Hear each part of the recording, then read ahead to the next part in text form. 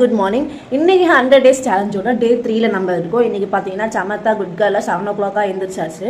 So எழுந்திரிச்சு பார்த்தீங்கன்னா பால் packet வாங்குறதுக்கு கடைக்கு போயிட்டு வந்தேன். ஸோ பால்லாம் காய்ச்சி காஃபிலாம் போட்டு வச்சுருக்கேன். ஃபர்ஸ்ட் நம்ம வந்து ப்ரஷ் பண்ணிட்டு வந்துடலாம். ப்ரஷ் பண்ணிவிட்டு வந்துட்டு நம்ம வந்து எப்போவுமே காஃபியோட தான் டேவை ஸ்டார்ட் பண்ணுவோம், குட் டேவாக. ஸோ அதனால் நம்ம வந்து ப்ரஷ் பண்ணிவிட்டு வந்துட்டு காஃபி குடிச்சிட்டு அப்படியே நம்ம வந்து கண்டினியூ பண்ணலாம். காஃபி குடிக்கலான்னு எழுந்திரிச்சு வெளியே வந்து பார்த்தா தலைவர் நீங்கள் மட்டும் காஃபி குடிக்கிறீங்களா, எனக்கு எங்கன்னு சொல்லிட்டு நான் சோகமாக உட்காந்துட்டு இருந்தான். அவனுக்கு கொஞ்சமாக பால் வச்சுட்டு குடிடா, அதுதான் மச்சுக்கு குடிச்சிருவான் அவன். அதுதான் அவனுக்கு பால் வச்சு நம்ம பார்த்தீங்கன்னா காஃபி எடுத்துகிட்டு வந்தாச்சு. ஆக்சுவலி என்னென்னா என்னால் சவுண்டு போடுறான்.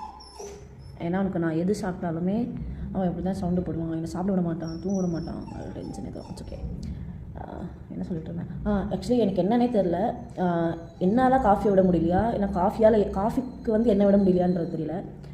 நானும் காஃபி விடணும்னு பார்க்குறேன், பட்டு ட்ரை பண்ணுறேன், பட் என்னால் முடியல. ஆக்சுவலி காஃபி குடிக்கிறது வந்து அவ்வளோ நல்லது இல்லை ஹெல்த்துக்கு. எப்போயாச்சும் இந்த ஹெட்டேக்கு, ஒர்க் ஸ்ட்ரெஸ்ஸு அப்படிலாம் குடிக்கலாம். பட் இப்போது இது ரெகுலராக நான் 1 டேக்கு பார்த்தீங்கன்னா 3 times வந்து காஃபி குடிப்பேன். மார்னிங் குடிப்பேன், அப்புறம் ஒரு 3 o'clock அந்த ரேஞ்சில் குடிப்பேன், அப்புறம் 6 o'clock ரேஞ்ச் குடிப்பேன். ஸோ அதனால் வந்து காஃபி வந்து நிறைய எடுத்துக்கிறது வந்து நல்லது கிடையாது. நானும் விடணும்னு ட்ரை பண்ணுறேன். என்ன மாதிரி எத்தனை பேர் காஃபி லவர் இருக்கீங்கன்னு சொல்லிட்டு கமெண்ட் பண்ணுங்கள். எந்த டைம்லலாம் நீங்கள் காஃபி குடிப்பீங்கன்னு சொல்லிட்டு கமெண்ட் பண்ணுங்கள். எனக்கு வந்து நான் தோன்ற டைம்லாம் சில டைம் பார்த்தீங்கன்னா நைட் 3 மணி 2 மணிக்கெலாம் எழுந்து குடிப்பேன். ஸோ எத்தனை பேர் என்ன மாதிரி இருக்கீங்கன்றது பார்க்கலாம், கமெண்ட் பண்ணுங்கள். இந்த காஃபியோட டேவை ஸ்டார்ட் பண்ணலாம். கைஸ் ஆக்சுவலி பார்த்தீங்கன்னா ஒரு பெரிய சம்பவம் ஆகிடுச்சு. என்னென்னா மார்னிங் பிரேக்ஃபாஸ்ட் பார்த்தீங்கன்னா இட்லியும் என்னது கொத்தமல்லி சட்னியும் பண்ணியிருந்தேன்.